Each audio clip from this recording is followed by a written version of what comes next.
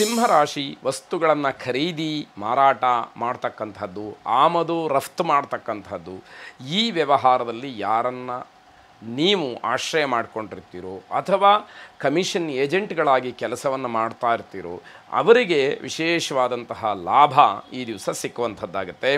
ನಿಮ್ಮ ಅಭಿಪ್ರಾಯ ಸಲಹೆಗಳು ಏನೇ ಇದ್ದರೂ ಕೂಡ ಬೇರೆಯವರು ಅದನ್ನು ಒಪ್ಪುವಂಥದ್ದು ಇರುವುದಿಲ್ಲ. ಆದರೆ ಅದಕ್ಕೆ ನೀವು ಹೆದರ್ಕೊಳ್ಬೇಕಾದಂತಹ ಪ್ರಮೇಯವೂ ಇಲ್ಲ.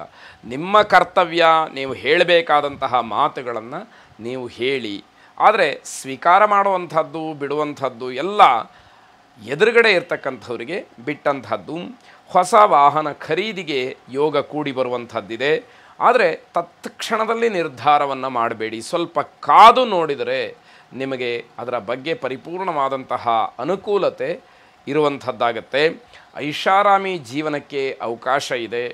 ನಾನು ಹೀಗೇ ಬದುಕಬೇಕು ಅಂತ ಹೇಳಿ ಒಂದು ಮನಸ್ಸಿಗೆ ಆಲೋಚನೆಗಳು ಬರುತ್ತಲ್ಲ, ಅಂಥದ್ದನ್ನು ನಿರ್ಧಾರ ಮಾಡೋದಕ್ಕೆ ಈ ದಿವಸ ಅವಕಾಶಗಳು ಹೆಚ್ಚಾಗಿರುತ್ತೆ.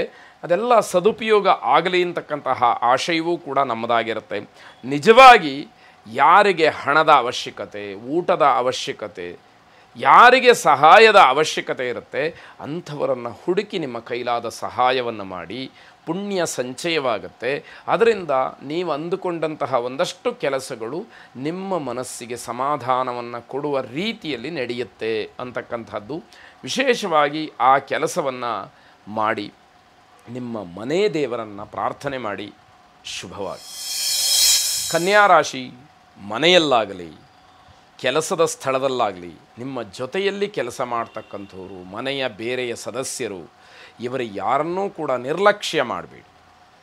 ಅವರನ್ನು ನಿರ್ಲಕ್ಷ್ಯ ಮಾಡಿದಾಗ ಅವರ ಮನಸ್ಸಿನಲ್ಲಿ ಆಗ್ತಕ್ಕಂತಹ ನೋವು, ಅದರಿಂದ ಆಗತಕ್ಕಂತಹ ವಿಕಾರ ನಿಮಗೆ ತೊಂದರೆಗೆ ಕಾರಣವಾಗುತ್ತೆ. ಕೆಲವರು ನಿಮಗೆ ಮಾನಸಿಕವಾಗಿ ಹಿಂಸೆ ಕೊಡ್ಬೋದು, ಇನ್ನು ಕೆಲವರು ದೈಹಿಕವಾಗಿ ಕೊಡ್ಬೋದು, ಇನ್ನು ಕೆಲವರು ವಾಚಿಕವಾಗಿ ಕೊಡ್ಬೋದು, ಬೈಬೋದು, ನಿಂದಿಸ್ಬೋದು, ಕೈ ಎತ್ತಬಹುದು. ಈ ರೀತಿ ಎಲ್ಲ ನಡೆಯೋದಕ್ಕೆ ಸಾಧ್ಯ ಆಗುತ್ತೆ. ಅದಕ್ಕೆ ಕಾರಣ ನೀವೇ ಆಗಿಬಿಡ್ತೀರಿ. ಯಾರನ್ನೂ ಕೂಡ ಕೆಲಸ ಹೇಳುವಂತಹದ್ದ ಅಥವಾ ಅಧಿಕಾರ ಇದೆ ಅಂತ ಹೇಳಿ ಅವರನ್ನು ದುರುಪಯೋಗ ಮಾಡ್ಕೊಳ್ತಕ್ಕಂಥದ್ದು, ಇದನ್ನೆಲ್ಲ ಮಾಡಬೇಕಾದ್ರೆ ಬಹಳ ವಿವೇಕದಿಂದ ಅದನ್ನು ಮಾಡಬೇಕಾಗತ್ತೆ. ಕೆಲಸ ಹೇಳೋದು ತಪ್ಪಲ್ಲ, ಆದರೆ ಅಧಿಕಾರವನ್ನು ಚಲಾಯಿಸುವಂಥದ್ದು ತಪ್ಪಲ್ಲ. ಆದರೆ ಅದಕ್ಕೆಲ್ಲ ಒಂದು ಇತಿ ಮಿತಿ ಅಂತ ಒಂದು ಇರುತ್ತೆ. ಅದನ್ನು ಗಮನಿಸಿಕೊಂಡು ನೀವು ಮುಂದುವರಿಬೇಕಾದಂಥದ್ದು ಮುಖ್ಯವಾಗುತ್ತೆ. ವಿದ್ಯಾರ್ಥಿಗಳು ಓದು ಬರಹದಿಂದ ತುಂಬ ಆಯಾಸ ಆಯಿತು ಅಂತ ಹೇಳುವಷ್ಟರ ಮಟ್ಟಿಗೆ ಪರಿಶ್ರಮವನ್ನು ಪಡಬೇಕಾದಂತಹ ದಿವಸ. ಆದರೆ ನಿಮ್ಮ ಪರಿಶ್ರಮಕ್ಕೆ ತಕ್ಕ ಪ್ರತಿಫಲ ಸಿಕ್ಕುತ್ತಾ ಅದು ಬಹಳ ಮುಖ್ಯವಾದಂಥದ್ದು. ಒಂದು ವೇಳೆ ನೀವು ಅದರಲ್ಲಿ ಉತ್ತೀರ್ಣರಾದ್ರಿ, ಪರಿಶ್ರಮ ಪಟ್ಟಿದ್ದಕ್ಕೆ ತಕ್ಕ ಪ್ರತಿಫಲ ಸಿಕ್ತು ಅಂತಂದರೆ ನಿಮ್ಮ ಶ್ರಮ ಯಾವುದೂ ಕೂಡ ಲೆಕ್ಕಕ್ಕೆ ಬರೋದಿಲ್ಲ. ಆದರೆ ಅಲ್ಲಿ ಎಲ್ಲಾದರೂ ಅನುತ್ತೀರ್ಣರಾದರೆ ನಿಮ್ಮ ಪರಿಶ್ರಮದ ಮಾರ್ಗ ಸರಿಯಿಲ್ಲ, ಅದನ್ನು ಸರಿಪಡಿಸ್ಕೊಳ್ಬೇಕಾದಂಥದ್ದು ಮುಖ್ಯವಾಗುತ್ತೆ. ಓದಿನಿಂದ ಯಶಸ್ಸು ಸಿಕ್ಕತ್ತೆ ಅಂತಕ್ಕಂಥದ್ದನ್ನು ನೀವು ಮನಗಾಣಬೇಕು, ಅದನ್ನು ತಿಳ್ಕೊಳ್ಬೇಕಾಗತ್ತೆ. ನಿಮ್ಮ ತಲೆಯಲ್ಲಿ ಮನಸ್ಸಿನಲ್ಲಿ ಆ ವಿಚಾರ ಸ್ಥಿರವಾಗಿರಬೇಕು. ನಾನು 4 ಅಕ್ಷರಗಳನ್ನು ಅಧ್ಯಯನ ಮಾಡಿದರೆ ತಿಳ್ಕೊಂಡ್ರೆ ಮುಂದೆ ನನಗೆ ಒಂದು ಗೌರವ ಸಿಕ್ಕತ್ತೆ ಅನ್ನುವಂಥದ್ದು ನಿಮ್ಮ ಮನಸ್ಸಿಗೆ ಬರಬೇಕಾಗತ್ತೆ. ಎಲ್ಲ ರೀತಿಯಿಂದ ಎಲ್ಲ ಕಾಲಕ್ಕೂ ಕೂಡ ಅದು ಒಳ್ಳೆಯದು. ಬೇರೆಯವರನ್ನೂ ಕೂಡ ವಿದ್ಯಾವಂತರನ್ನಾಗಿ ಮಾಡಬೇಕಾದಂತಹ ಕರ್ತವ್ಯ ನಮ್ಮದಾಗುವಂಥದ್ದಾಗತ್ತೆ.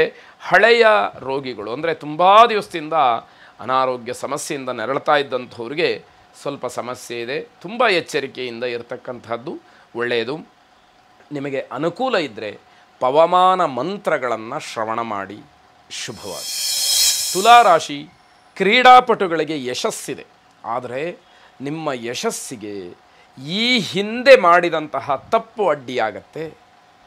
ಆ ತಪ್ಪಿನ ಒಂದು ಅರಿವು ನಿಮಗಾಗಿಲ್ಲದೆ ಇರಬಹುದು, ಆ ತಪ್ಪನ್ನು ತಿದ್ದುಕೊಳ್ತಕ್ಕಂತಹ ಪ್ರಯತ್ನ ನಿಮ್ಮಿಂದ ಆಗಿಲ್ಲದೆ ಇರಬಹುದು. ಅದು ತೊಂದರೆಗೆ ಕಾರಣವಾಗುತ್ತೆ ಅಂತ ಹೇಳಬೇಕು. ಈಗಲಾದರೂ ಏನು ತಪ್ಪು ನಡೆದಿದೆ ಅದನ್ನು ತಿದ್ದಿ ನಡ್ಕೊಳ್ತಕ್ಕಂತಹ ಮನೋಬುದ್ಧಿ ಪರಿವರ್ತನಾ ಭಾವ ನಿಮ್ಮಲ್ಲಿ ಹುಟ್ಟುಬಿಟ್ರೆ ಅದು ಸ್ವಲ್ಪ ಮಟ್ಟಿಗೆ ಸರಿಯಾಗ್ತಕ್ಕಂಥದ್ದಿದೆ. ಅವಕಾಶವನ್ನು ಕಳ್ಕೊಳ್ತೀರಿ. ಉತ್ತಮವಾದಂತಹ ಅವಕಾಶಗಳು ಯಾವುದೋ ಒಂದು ಸಣ್ಣ ಪುಟ್ಟ ತಪ್ಪಿನಿಂದ ಆದ ಸಂದರ್ಭಕ್ಕೆ ಅದು ಬಲಿಯಾಗಿ ಹೋಗುತ್ತೆ. ಮತ್ತು ಆ ಅವಕಾಶ ಸಿಕ್ಕತ್ತಾ ಅನ್ನುವಂಥದ್ದು ಪ್ರಶ್ನೆಯಾಗತ್ತೆ. ಯಾವತ್ತೂ ಕೂಡ ಪ್ರಾಮಾಣಿಕವಾದಂತಹ ಸ್ಪರ್ಧಾಳುಗಳಿಗೆ ಶಾಶ್ವತವಾದಂತಹ ಜಯ ಇದ್ದೇ ಇರುತ್ತೆ. ಅದರಲ್ಲಿ ಯಾವ ಅನುಮಾನವೂ ಬೇಡ. ಕೆಲವರಿಗೆ ಗ್ರಹಗತಿಯಿಂದ ತಡ ಆಗಬಹುದು, ನಿಧಾನ ಆಗಬಹುದು, ಆದರೆ ಶಾಶ್ವತವಾದಂತಹ ಜಯ ಇದ್ದೇ ಇರುತ್ತೆ ಎನ್ನುವಂಥದ್ದು. ಸಮಾಜದಲ್ಲಿ ನಿಮ್ಮ ಗೌರವ, ಪ್ರತಿಷ್ಠೆ ಇವೆಲ್ಲವೂ ಕೂಡ ಹೆಚ್ಚಾಗ್ತಕ್ಕಂಥದ್ದು. ನಿಮ್ಮ ಹಿರೀಕರ, ನಿಮ್ಮ ಪೋಷಕರ ಆಶೀರ್ವಾದವನ್ನು ಪಡ್ಕೊಳ್ಳಿ. ಶತ್ರುಗಳ ಮೇಲೆ ನಿಮ್ಮ ಪ್ರಭಾವ ಹೆಚ್ಚಾಗುವಂಥದ್ದು. ಶತ್ರುಗಳು ನಿಮ್ಮನ್ನು ಕಂಡ್ರೆ ಭಯವನ್ನು ಪಡ್ತಕ್ಕಂಥದ್ದಾಗತ್ತೆ. ದಿನೇ ದಿನೇ ಶತ್ರುಗಳು ಹೆಚ್ಚಾಗ್ತಾ ಇರ್ತಾರೆ. ಆ ಸೂಚನೆಯೂ ಕೂಡ ಇದೆ. ಅದನ್ನು ಸರಿಯಾಗಿ ಗಮನಿಸ್ಕೊಳ್ಬೇಕು. ಶತ್ರು ನಿಗ್ರಹಕ್ಕೋಸ್ಕರವಾಗಿ ರಾಜರಾಜೇಶ್ವರಿಯನ್ನು ಪ್ರಾರ್ಥನೆ ಮಾಡಿ. ಶುಭವಾಗಿ. ವೃಶ್ಚಿಕ ರಾಶಿ, ನಿಮ್ಮ ಕಾರ್ಯಕ್ಷೇತ್ರದಲ್ಲಿ, ನಿಮ್ಮ ವೃತ್ತಿಯಲ್ಲಿ ನೀವು ಇರತಕ್ಕಂತಹ ಕೆಲವು ಸಮಸ್ಯೆಗಳನ್ನು ಪರಿಹಾರ ಮಾಡಿಕೊಳ್ಬೇಕು. ಅದಕ್ಕೋಸ್ಕರ ತುಂಬ ಕಷ್ಟಪಡ್ತೀರಿ, ಹರಸಾಹಸ ಪಡ್ತೀರಿ. ಆದರೆ ಪರಿಪೂರ್ಣವಾಗಿ ಅದೆಲ್ಲವೂ ಕೂಡ ಬಗೆಹರಿಯುತ್ತೆ ಅನ್ನುವಂಥದ್ದು ಇರೋದಿಲ್ಲ. ಹಿರಿಯ ಅಧಿಕಾರಿಗಳ ಬೆಂಬಲ ನಿಮಗೆ ದೊರಕಬಹುದು, ಆದರೆ ಏನೋ ವ್ಯತ್ಯಯಗಳಿಂದ ಅದೂ ಕೂಡ ಪರಿಪೂರ್ಣವಾಗಿ ಸಹಾಯಕ್ಕೆ ಬರುವುದಿಲ್ಲ ಅಂತ ಅರ್ಥ. ಹಿರಿಯ ಅಧಿಕಾರಿಗಳ ಮಾತು ನಿಮಗೆ ಅಷ್ಟೊಂದು ಸಮಂಜಸವಾಗಿ ಕಾಣೋದಿಲ್ಲ, ಆದರೆ ಅದನ್ನು ತೆಗೆದುಹಾಕೋದಕ್ಕೂ ಆಗೋದಿಲ್ಲ, ತಿರಸ್ಕಾರ ಮಾಡೋದಕ್ಕೂ ಆಗೋದಿಲ್ಲ, ಅಳವಡಿಸ್ಕೊಳ್ಳೋದಕ್ಕೂ ಆಗೋದಿಲ್ಲ. ಅಂತಹ ಇಕ್ಕಟ್ಟಿನ ಪರಿಸ್ಥಿತಿಯನ್ನು ನೀವು ನೋಡಬೇಕಾದಂಥದ್ದಿರುತ್ತೆ. ಮನೆಯನ್ನು ನವೀಕರಣ ಮಾಡ್ತಕ್ಕಂತಹ ವಿಚಾರ ಪ್ರಸ್ತಾಪಕ್ಕೆ ಬರಬಹುದು. ಕೌಟುಂಬಿಕವಾದಂತಹ ಸಂತೋಷ ನಿಮ್ಮದಾಗುತ್ತೆ. ಮನೆಯಲ್ಲಿ ಖುಷಿಯಿಂದ ಇರತಕ್ಕಂಥದ್ದು. ಧಾರ್ಮಿಕ ಕಾರ್ಯಕ್ರಮದ ಬಗ್ಗೆಯೂ ಕೂಡ ಚಿಂತನೆಯನ್ನು ನಡೆಸ್ತೀರಿ.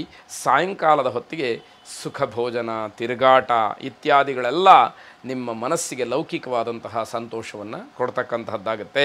ಯಾವುದೇ ರೀತಿಯ ವ್ಯವಹಾರದಲ್ಲಿ ಮಧ್ಯಸ್ಥಿಕೆಯನ್ನು ವಹಿಸ್ಕೊಳ್ತಕ್ಕಂಥದ್ದು ಬೇಡ. ಯಾಕೆ ಅಂತಂದರೆ ಅಲ್ಲಿ ಏನೇ ವ್ಯತ್ಯಾಸಗಳಾದರೂ, ಯಾವ ತಪ್ಪುಗಳು ನಡೆದರೂ, ಅಥವಾ ಏನೇ ಅಚಾತುರ್ಯಗಳಾದರೂ ಅದೆಲ್ಲ ನಿಮ್ಮ ತಲೆ ಮೇಲೆ ಬರುತ್ತೆ. ಇದನ್ನು ಗಮನಿಸ್ಕೊಳ್ಳದಲೇ, ಇದರ ಬಗ್ಗೆ ಸೂಕ್ಷ್ಮ ತಿಳಿದಲೇ ನೀವು ಮುಂದುವರೆದರೆ ಅವಮಾನಕ್ಕೆ ಕಾರಣವಾದೀತು. ಗಮನಿಸ್ಕೊಳ್ಬೇಕು. ಹನುಮಾನ್ ಚಾಲೀಸವನ್ನು ಪಠನೆ ಮಾಡಿ. ಶುಭವಾಗಿ.